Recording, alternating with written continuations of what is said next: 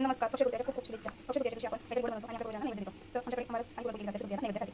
तर यासाठी एक कप हरभऱ्याची डाळ घेतली, त्याला भिजवून देते आणि 5 मिनिटात तिला शिजायला घालते. बघा माझं जे पूर्ण त्याच्यात पाणी मस्त झालं आणि एकदम मस्त पुरण बनलेलं आहे. आता एक थंड झालं का मस्त गोळी बनले आणि पुरणपोळी करायला सुरुवात करेल. आणि या पिठामध्ये टाकून दिले. एक पोळी करायचं दोन पोळी करून दाखवते. एक पोळी पुरणपोळी करायची. तर झालं परत त्याला घ्यायचं आणि लाटून घ्यायचं.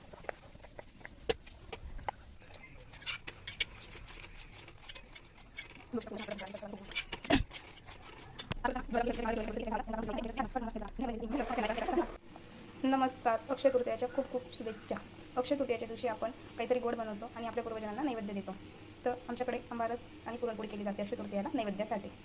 तर मी त्यासाठी एक कप हरभऱ्याची डाळ घेतली, ती आता भिजवून देते आणि 5 मिनिटं तिला शिजायला घालते.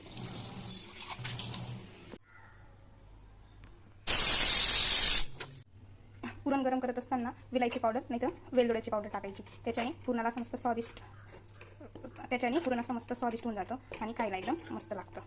पुरणपोळी खायला एकदम मस्त लागतं. म्हणून थोडेसे वेलदोड्याची पावडर नाही तर विलायची पावडर टाकायचं.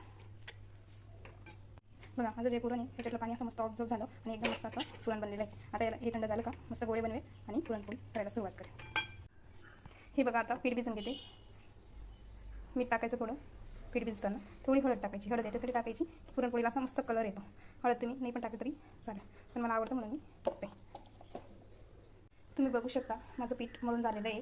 आता मी याच्यात पाणी टाकणार आहे. 5-10 मिनटं पाण्यामध्ये भिजून द्यायचं त्याला, गार पाण्यामध्ये. त्याच्याने पीठ असं एकदम मऊ आणि पुरणपोळी अशी लुसलुसीत मऊ येते आणि पीठ असं एकदम सॉफ्ट होऊन जातं.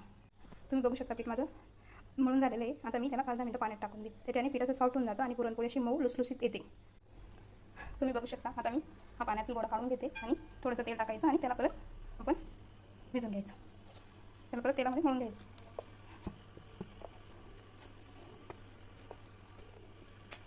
बघा कसा सॉफ्ट झालेला आहे. तुम्ही बघू शकता हा पिठाचा गोळा कसा सॉफ्ट आणि मऊ मस्त लुसलुसीत झालेला आहे.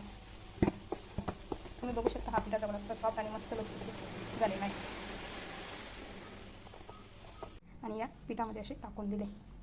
एक पोळी करायची असेल तर असं करायचं. मी दोघं पद्धतीने तुम्हाला करून दाखवते. हे एक पोळी पुरणपोळी तव्यावरची. तर झालं का परत त्याला पिठामध्ये बुडवायचं आणि लाटून घ्यायचं. लाटली मी आता 2 पुढची करते. याचा खालून हा एक पोळी आणि आवरून एक.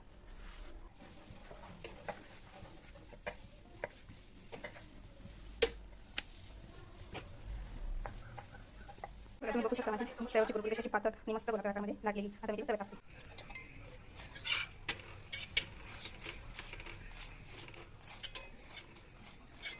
तुम्ही बघू शकता फुगून कशी मस्त पोळी आली. हे बाजून फुगलेली मस्त.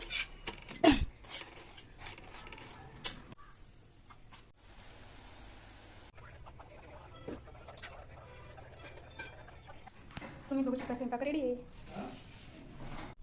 ताट करत असताना उजव्या बाजूला पुरणपोळी ठेवायची. त्याच्या साईडला आंबारस किंवा खीर वगैरे जे पण काही गोड केलं असेल ते. त्याच्या साईडला भात लावायचा. त्याच्यानंतर आपलं तळण काढलेलं ते लावायचं आणि मध्ये आमटी ठेवायची. असं पद्धतीने ताट बनवायचं. कसं वाटलं तुम्हाला माझा नैवेद्याचा ताट? आणि तुम्ही काय बनवलं आहे नैवेद्यासाठी हे मला कमेंटमध्ये नक्की कळवा. माझ्या चॅनलला लाईक करा, सबस्क्राईब करा आणि शेअर करा. धन्यवाद.